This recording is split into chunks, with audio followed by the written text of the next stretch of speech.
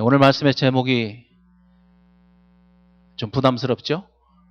충돌을 감수하라.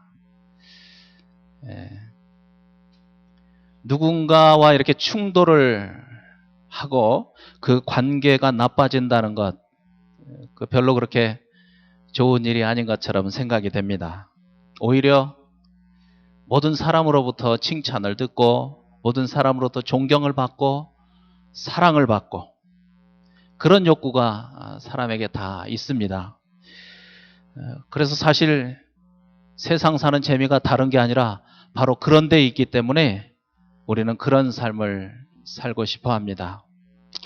그런데 오늘 말씀의 제목처럼 하나님을 진심으로 믿는 사람으로서 이 세상을 살다 보면 세상과 충돌하게 되고 신앙인은 그것을 감수하며 살아야 한다. 이것이 오늘 말씀의 주제입니다. 오늘 51절을 읽으셨지만 이렇게 말씀하시잖아요. 내가 세상에 화평을 주려고 온 줄 아느냐? 내가 너희에게 이르노니 아니라 도리어 분쟁을 하게 하려 함이라. 얼마나 심각한 분쟁이 일어나는가 하면 53절에 이렇게 말씀하시잖아요. 아버지가 아들과 아들과 아버지와 어머니가 딸과 딸이 어머니와 시어머니가 며느리와 며느리가 시어머니와 분쟁하리라. 충돌하리라. 인간적으로 가장 가까워야 될 그 사이가 충돌로 인해서 분쟁이 일어날 것이다. 이렇게 말씀하시는 것입니다. 예수님을 믿는 믿음 때문에 그러한 일들이 벌어질 거라는 겁니다. 오늘 말씀을 통해서 우리가 충분히 알 수 있지만 요한복음 15장 19절을 보면 더 확실히 알 수 있습니다. 그 뒷부분에 말씀하시기를 내가 세상에서 너희를 택하였기 때문에 세상이 너희를 미워한다. 이렇게 말씀하십니다. 내가 너희를 세상 가운데서 택하였기 때문에 세상이 너희를 미워할 거라는 겁니다. 이어지는 20절에서는 사람이 나를 핍박하였은즉 너희도 핍박할 것이다. 이렇게 말씀을 하십니다. 예수 믿는 것 때문에 다른 사람과 충돌이 일어나고 그 충돌로 인해서 다른 사람들이 예수 믿는 사람을 핍박하고 어렵게 할 것이라는 겁니다. 실제로 예수님이 이 땅에 오셨을 때 사람들이 예수님을 환영하지 않았습니다. 반갑게 맞이하지 않았습니다. 오히려 충돌이 일어났습니다. 그래서 예수님을 미워하고 박해하다가 결국 십자가 위에서 못 박아 죽였습니다. 그리고 우리가 잘 아는 것처럼 성경을 읽어서 잘 아는 것처럼 예수님을 믿던 그의 제자들, 예수님을 따르던 초대교회의 그 성도들, 예수님이 말씀하신 그대로 세상과 충돌했습니다. 그래서 그것으로 인해서 세상으로부터 미움을 받았습니다. 박해를 받았습니다. 말로 표현할 수 없는 그런 어려움 가운데서 신앙생활을 했습니다. 우리 기독교 역사를 여러분이 아시지만 동굴 속에서 살았습니다. 카타콤이라고 하는 무덤 속에서 시체와 함께 사는 그런 삶을 살았습니다. 그것도 복이었습니다. 발각되면 감옥으로 끌려가고 심지어는 맹수에 사자와 호랑이의 밥이 되고 말았습니다. 믿음으로 인해서 엄청난 충돌이 세상과 일어났고 그 충돌로 인한 충격, 우리의 믿음의 선조들은 그 충격을 감수하면서 살았던 것입니다. 여러분, 근데 그때만이 아니었습니다. 우리의 조국, 우리의 역사도 마찬가지였습니다. 정식으로 기독교를 받아들이기 전에 토마스 선교사가 대동강변에서 성경을 들고 왔지만 목베임을 당하고 피 흘리는 그러한 충돌이 먼저 있었습니다. 그 사건으로부터 기독교가 우리 한국에 시작된 것입니다. 특별히 일제시대, 한국전쟁, 6.25 전쟁 그때를 즈음해서 그 공산당들, 믿는 사람들이 그들과 충돌이 일어났습니다. 그때 믿는 사람들이 받았던 그 핍박, 그 미움은 초대교회 때 그들이, 우리 선조들이 받았던 것과 비교했을 때 전혀 다른 것이 없을 만큼 그러한 핍박을, 심각한 핍박을 받았습니다. 여러분, 오늘 주님이 말씀하신 것처럼, 예수님이 말씀하신 것처럼 분명히 세상은 믿는 사람들을 미워함으로써 심각한 충돌이 일어나게 되고, 우리의 믿음의 선조들은 그 심각한 충격으로 인한 박해와 핍박을 무릅쓰고 그것을 이겨나가면서 신앙생활을 했다는 것, 역사가 증명하고 있습니다.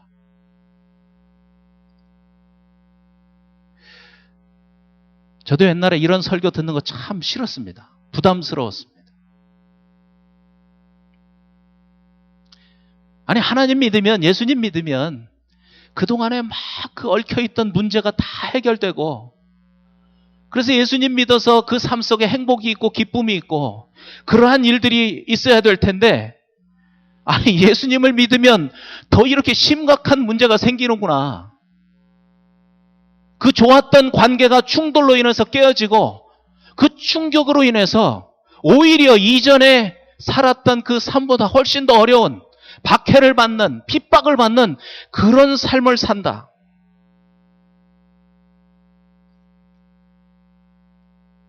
이런 설교가 별로 듣고 싶지 않았습니다. 그런데 여러분, 우리가 생각해 봐야 합니다. 왜 세상 사람들에게 이렇게 미움을 받으면서까지도 예수님을 믿어야 하는가? 왜 이렇게 세상과 막 충돌하면서까지 왜 우리가 예수를 믿어야 하는가? 그것을 생각해 봐야 합니다. 그 이유는 분명합니다. 그렇게 예수님을 믿는 것이 훨씬 더 가치가 있기 때문에 그렇습니다. 그것을 극복하고 그 충격을 감수하면서 예수님을 믿을 때 그 안에 진실로 세상이 줄 수 없는 평화, 진실로 세상적인 가치 속에서 누릴 수 없는 기쁨, 그 기쁨이 그 속에 있기 때문에 그렇습니다.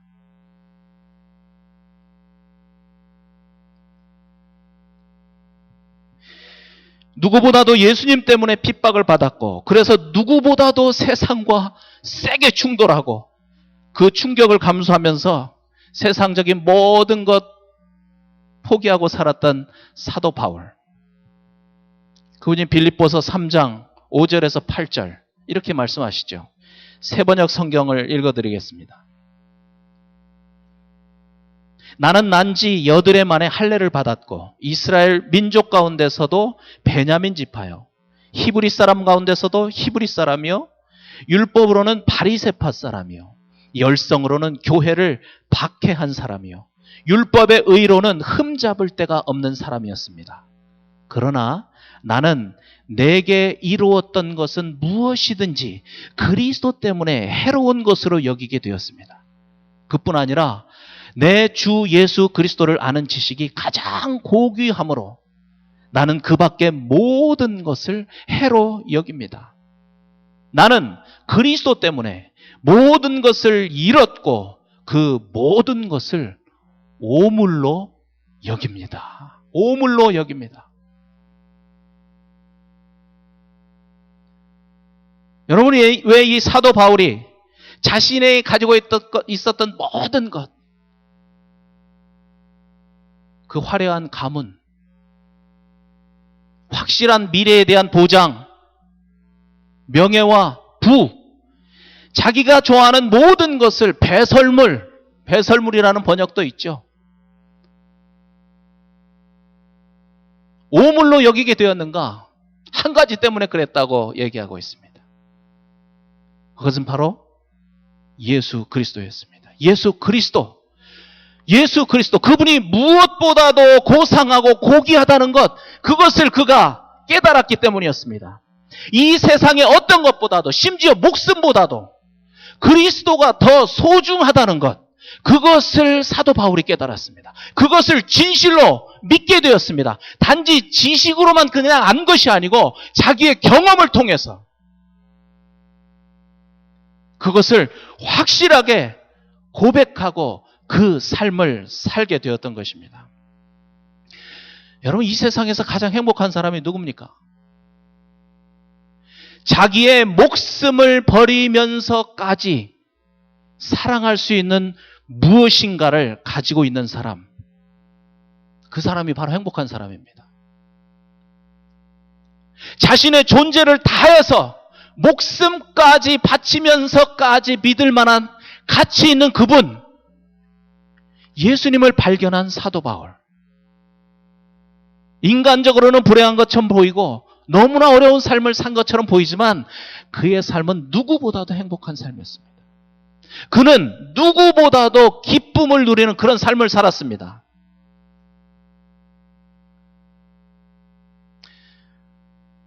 우리가 지금 읽은 이 빌립보서, 이 빌립보서를 옥중서신이라고 합니다. 왜냐하면 사도 바울이 감옥에 갇혀 있는 동안 이 편지를 썼기 때문에 그렇게 얘기합니다. 빌립보서에 붙여진 또 다른 이름이 하나 있습니다. 기쁨의 복음입니다. 기뻐하라, 기뻐하라, 기뻐하라. 빌립보서를 통해서 사도 바울이 그렇게 우리에게 얘기하기 때문에 그렇습니다. 만약에 제가 그런 생각을 해봤습니다. 사도 바울이 좋은 호텔에서 딱 머물면서 기뻐하라, 기뻐하라. 만약에 그렇게 얘기했다면 우리는 그 기쁨을 믿을 수 없습니다. 그럼 나도 호텔에서 지낼 만한 수준이 돼야 기쁨이 오는 거죠. 만약에 사도 바울이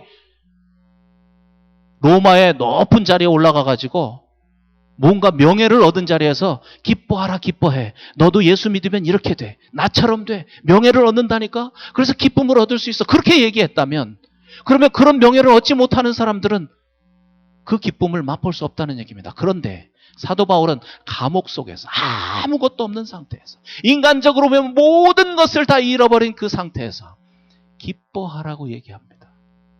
그렇다면 그가 왜 그런 상태에서 기뻐하라고 얘기하는가? 의심할 여지 없이 한 가지 때문이었습니다. 예수님을 믿는 믿음 때문입니다. 예수님을 소유한 그 기쁨이 그를 진정으로 기쁘게 만들었다는 그런 증거가 되는 것입니다. 여러분, 세상과 충돌하면서 심한 박해를 견디면서 예수님을 사랑했던 우리 신앙의 선배들, 절대로 고생만 하다 죽은 불쌍한 사람들이 아닙니다. 전에도 말씀드렸지만 그분들은 정말 이 세상을 살면서 세상 가치로 누릴 수 없는 엄청난 기쁨과 세상이 줄 수 없는 그러한 평안을 누리고 살아간, 정말 우리가 부러워해야 될 그런 분들이라는 것입니다.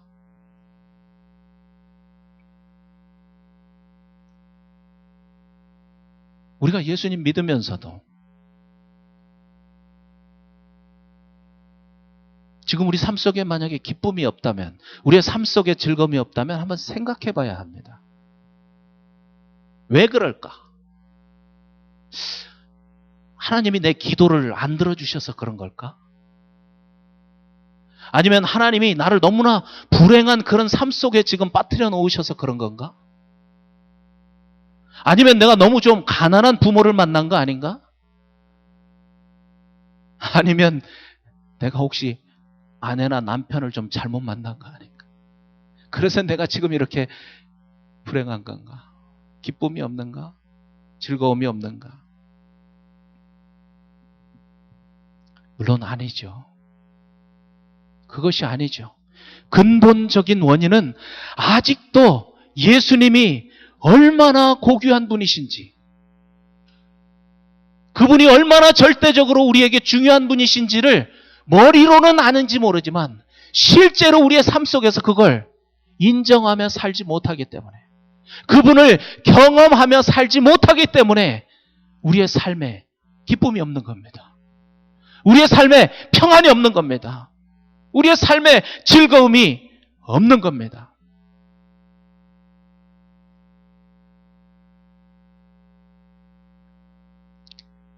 그래서 우리가 세상과 부딪혔을 때, 세상과 충돌했을 때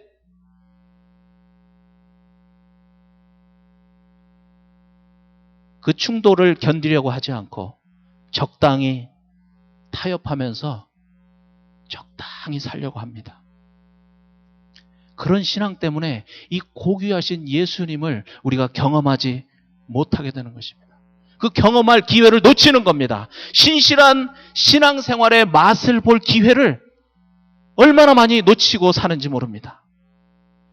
여러분, 믿음 생활 대충 할 수 있습니다. 대충 하면 은혜도 대충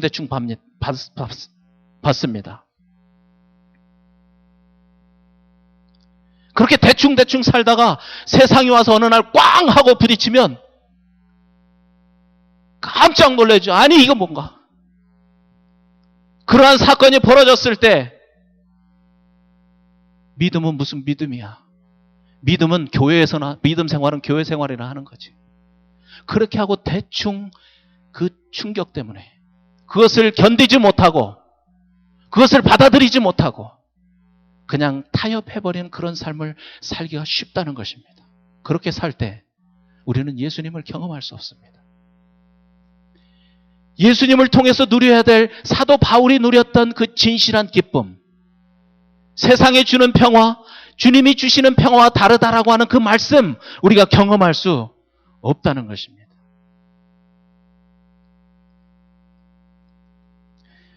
오늘 말씀 뒷부분에 있는 54절에서 59절 말씀 심각하게 들어야 합니다. 우리에게 도전을 주는 말씀입니다. 그렇게 대충 신앙생활하는 사람을 외식하는 자, 히포크리트라고 말합니다. 그렇게 부르면서 우리가 살고 있는 시대도 제대로 분간하지 못하고 대충 그렇게 신앙생활할 때가 아니다. 지금이 그런 때가 아니다. 그렇게 경고하고 있습니다. 그런 자들은 고발을 당하게 될 것이랍니다. 재판장에게 끌려가게 될 것이라고 말씀합니다. 감옥에 갇힐 것이라고 말씀합니다. 한 푼이라도 남김없이 갚지 않으면 그 감옥으로부터 나올 수 없다고 그렇게 말씀하십니다. 그런데 해결 방법을 말씀하십니다. 그게 뭐냐면 58절에 있는 말씀입니다. 고발하는 자와 함께 법관에게 갈 때에 길에서 화해하라. 그렇게 말씀합니다. 이게 무슨 말씀입니까? 무슨 말씀이냐면 법관에게 가면 이미 때는 늦었다는 겁니다. 법관에게 가서 심판을 받기 전에 고발한 자와 화해를 해야 된다, 그 말입니다. 고발자가 누굽니까? 예수님입니다. 심판의 자리에 가기 전에 예수님과 화해된다는 것입니다. 외식하는 그런 신앙을 버리고 회개하고 진실한 믿음 가운데로 돌아와야 된다, 이렇게 말씀하시는 것입니다.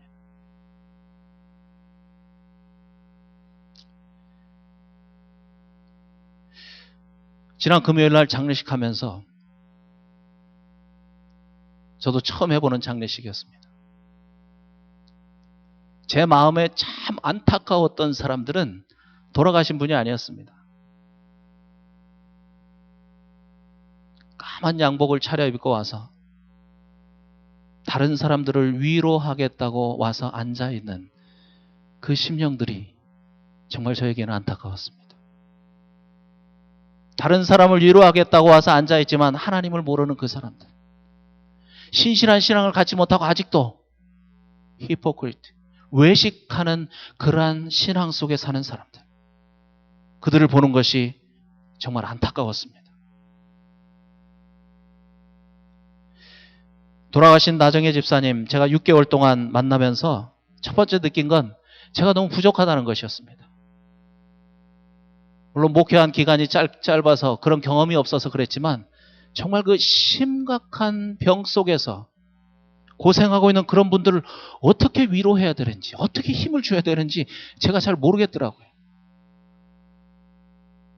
그냥 한 번, 두 번 만나는 것은 잘할 수 있을 것 같았습니다. 그런데 계속해서 만나면서 정말 내가 부족하구나. 내가 정말 아는 게 없구나. 어떻게 이분을 위로해야 되는가? 어떻게 이분에게 힘을 줘야 되는가? 나중에는 정말 신방 가는 그 걸음이 너무나 무거웠습니다.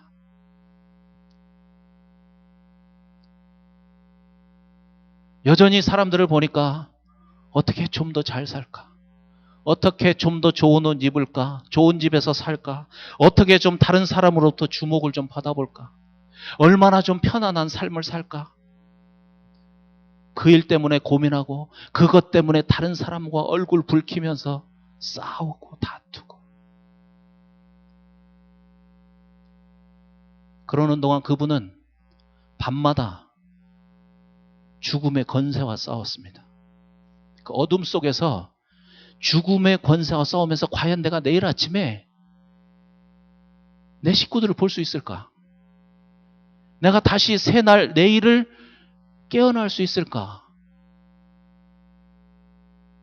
그러한 싸움 속에서, 아주 처절한 싸움 속에서 그분은 밤을 새웠습니다.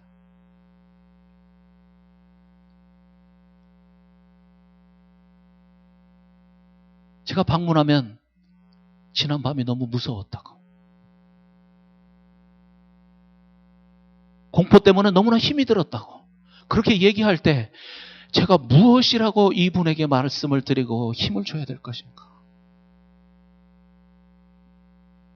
그 과정을 다 말씀드릴 수는 없지만 제가 장례식에서 말씀드린 것처럼 결국 이분이 예수 그리스도를 통해서 주신 하나님의 사랑, 그 사랑을 마음속에 완전히 확신하게 되었습니다.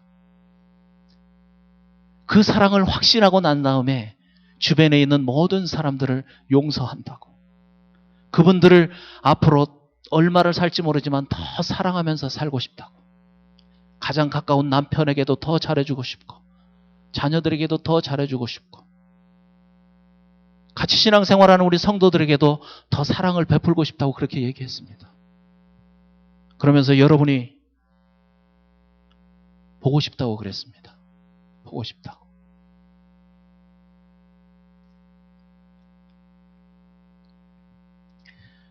제가 그분의 이 믿음의 확신의 음성을 들으면서 또 하나님의 사랑을 확인하고 오랜만에 환하게 웃는 그 표정을 보면서 정말 목사로서 너무나 감사하고 기뻤습니다. 그 육체와 아주 처절한 그런 싸움을 싸웠지만 그 싸움이 헛되지 않았구나. 헛되지 않았구나. 그것을 제가 보게 되었습니다. 로마서 8장 38절에 있는 말씀처럼, 그 말씀처럼 사망조차도 하나님의 사랑에서 끊을 수 없다고 그랬습니다. 죽음조차도 하나님의 사랑에서 끊을 수 없다. 그분이 이 말씀을 믿고 나는 천국을 확신한다고 고백했습니다.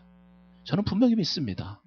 육신은 사망 가운데 있을지 모르지만 그분의 영은 지금 천국에서 천국의 기쁨을 누리고 살고 있습니다.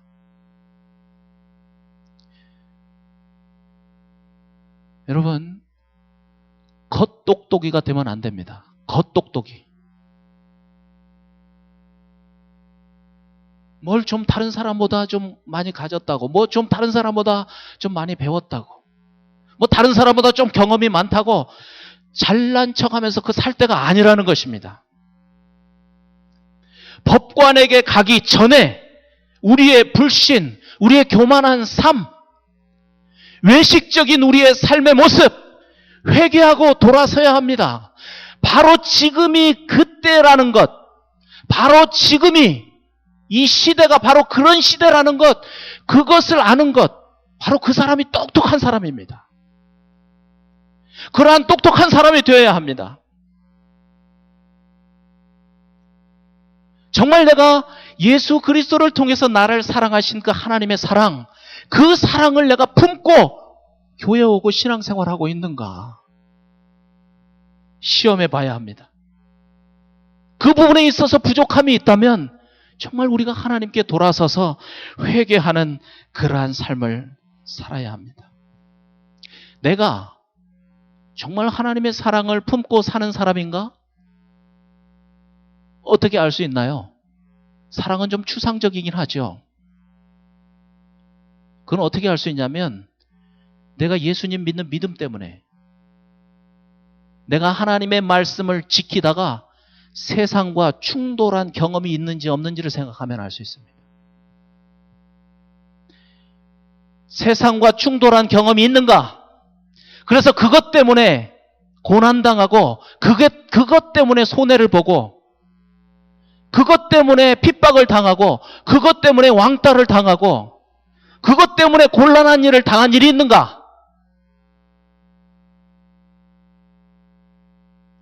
그것을 생각해 보면 알 수 있습니다.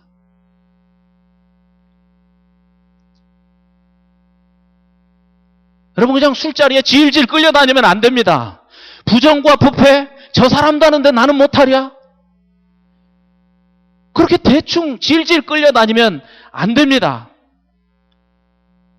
명품. 우리 교회는 그거 들고 다니고 입고 다니는 사람 없는 것 같아요. 몰라요. 제가 그 브랜드를 몰라서 그런지 모르겠지만 그냥 명품에 정신이 팔려가지고 그런 경쟁 속에서 살고, 큰 차, 좋은 집, 다른 사람 약점 흉보고, 젊은이들 음란한 데이트 아무렇지도 않은 것처럼 하고.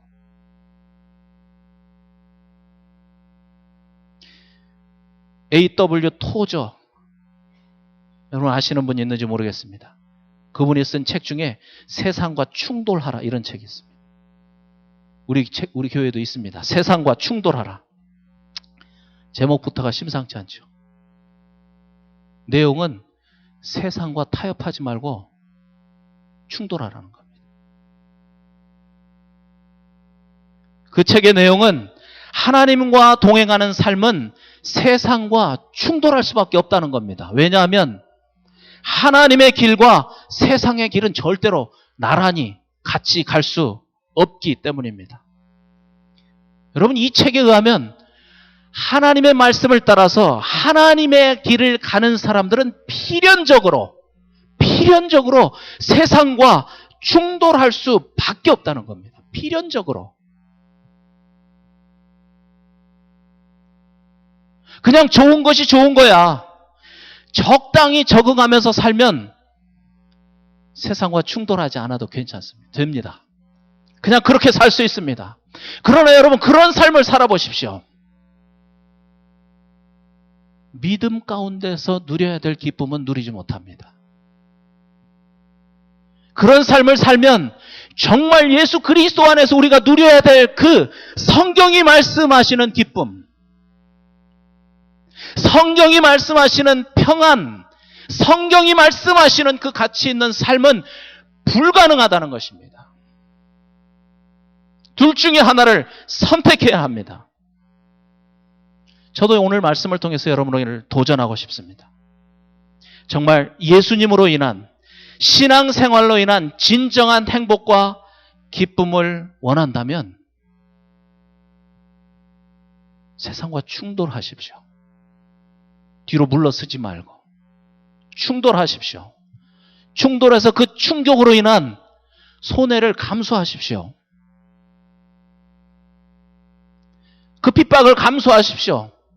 말씀드린 것처럼 그 고난을 감수하십시오. 여러분, 그 뒤에, 바로 그 뒷면에 조금만 그것을 인내하면 바로 그것을 통해서 하나님이 주시는 위로가 있습니다. 우는 자는 복이 있다고 말씀하시는 이유가 거기에 있는 겁니다. 무슨 복이 있습니까?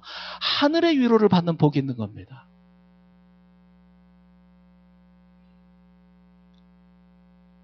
그 복을 사모해야 합니다.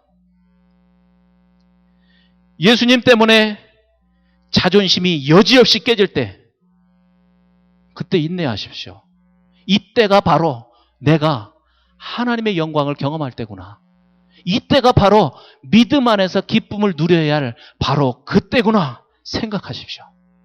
타협하지 말고 계속 충돌하시기 바랍니다. 그래야 사도 바울이 맛보았던 그 기쁨, 믿음 안에서 누리는 기쁨을 우리도 누리게 되는 것입니다. 말씀을 정리하겠습니다. 기억하시기 바랍니다. 신앙생활하기 위해서, 그래서 정말 하나님의 말씀을 지키기 위해서 하나님을 전적으로 의지하는 삶을 살려고 하면 거기에는 분명히 세상과의 충돌이 있습니다. 충돌이 일어납니다. 그 충돌로 인한 핍박과 고난이 있다는 것 기억해야 합니다. 그러나 여러분 또 하나 기억해야 될 것이 있습니다. 그것은 단지 고난으로 끝나지 않는다는 것입니다. 단지 고생하는 것으로 마치지 않습니다. 그 충돌로 인한 충격, 고난과 핍박, 그 속에서 하늘의 기쁨, 하늘나라 백성으로서 누리는 그 기쁨, 그 만족함, 그 평안함이 있다는 사실도 잊지 말아야 합니다. 세상과 충돌하십시오. 충돌로 뒤로 넘어지지 말고 믿음 가운데서 승리하는 여러분 되시기를 바랍니다. 우리가 함께 그 간증을 나눴으면 좋겠습니다. 우리 일어나셔서 함께 기도하시겠습니다.